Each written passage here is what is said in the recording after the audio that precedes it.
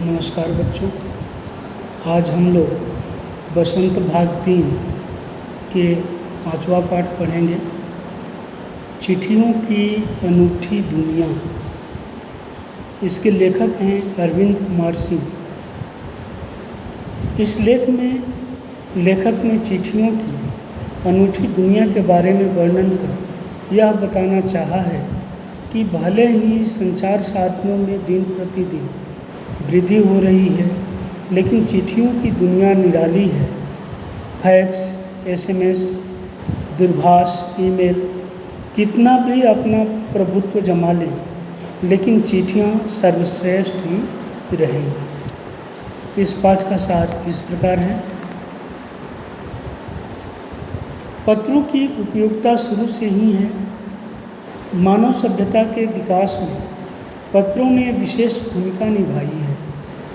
पत्रों का महत्व आधुनिक संचार साधन एसएमएस, दूरभाष या ईमेल आदि से कम नहीं हो सकता। राजनीति, साहित्य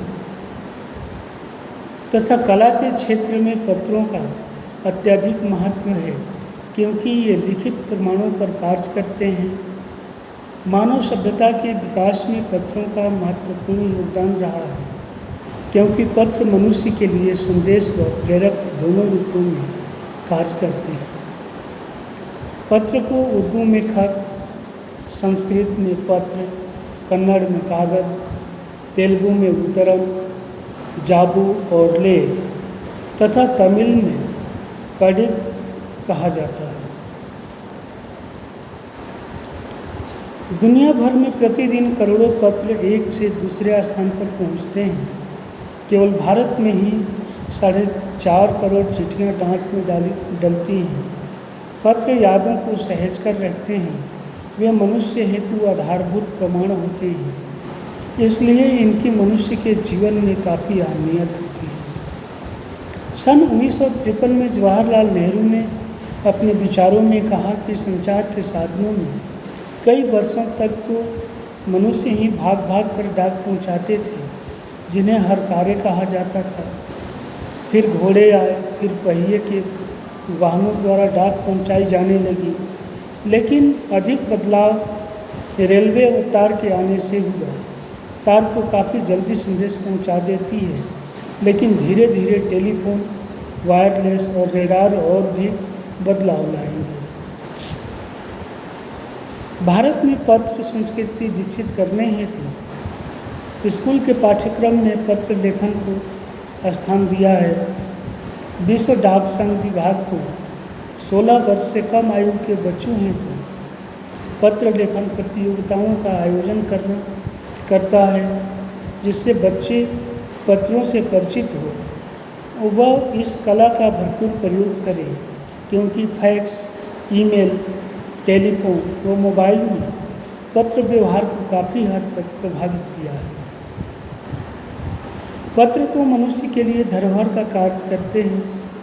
आज भी देश में ऐसे कितने ही लोग हैं जो पत्रों को सहेज कर रखते हैं। बड़े बड़े लेखक, पत्रकार, उद्यमी, कवि, प्रशासक, सन्यासी या किसान आदि की पत्र रचनाएं तो अपने आप में अनुसंधान का विषय है। अर्थात यदि इन पत्रों का विश्लेषण किया जाए तो कितने ही रहस्य हमारे सामने खुल जाएंगे। जवाहरलाल नेहरू द्वारा इंदिरा को लिखे गए पत्र आज भी महत्वपूर्ण हैं। राष्ट्रपिता महात्मा गांधी के पत्र काफ़ी उपयोगी हैं।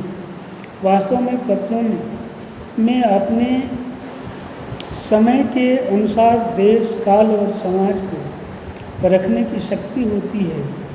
संसार के विभिन्न संग्रहालयों में विशेष लोगों के पत्रों को संकलित करके भी रखा जाता है। महात्मा गांधी के पत्र गांधी इंडिया के नाम से आते थे। वे प्रत्येक पत्र का उत्तर अपने हाथों से लिखते थे। उनके हाथ से लिखे पत्र लोग धरोहर के रूप में सहेज कर रखते थे। कई लोग तो घरों में सजाने हेतु पत्र पर फ्रेम तक करवा लेते थे। पत्रों को संकलित करने का काम सर्वप्रथम मंगल मूर्ति जी ने किया। 200 पत्र बच्चन के नाम, निराला के पत्र हमको लिखियो हैं कहाँ। वो पत्रों के आईने में दयानंद सरस्वती संकलित होकर ही जनता तक पहुँचे। पत्र प्रेरक का कार्य बखूबी निभाते हैं। नेहरू, गांधी और रविंद्रनाथ टैगोर के पत्र आज के वर्तमान युग में भी प्रेरक हैं। कठिन परिस्थितियों में ये पत्र हमारा मार्गदर्शन करते हैं। भारत में पत्रों का विकास आज़ादी के पश्चात अधिक हुआ। सभी सरकारी विभागों में डाक विभाग सबसे अग्रणी है। यह लोगों को जोड़ने का कार्य करता है। शहरी इलाकों में बड़ी बड़ी इमारतें हों या झोपड़पट्टी में रह रहे लोग, घने जंगलों में बसे गांव हों या बर्फीले इलाकों में रहने वाले, समुद्र तट पर रहने वाले हों या रेगिस्तान में, सभी को एक दूसरे के खतों का बेसब्री से इंतजार रहता है।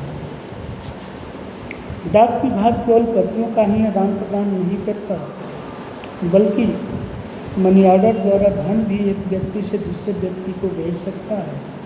चाहे कोई भी इलाका हो जहां लोग बसते हैं, वहां डाक व्यवस्था अवश्य पहुंचती है और लोग इससे लाभान्वित होते हैं। डाकिये को देवदूत अर्थात ईश्वर का दूत माना जाता है, क्योंकि वह चिट्ठियाँ या धन लाकर लोगों को नए संदेश देता है। इस तरह से ये पाठ समाप्त हुआ और आप लोग इसके PDF में प्रश्नोत्तर भेजे जा रहे हैं, उसको कर लेंगे। धन्यवाद।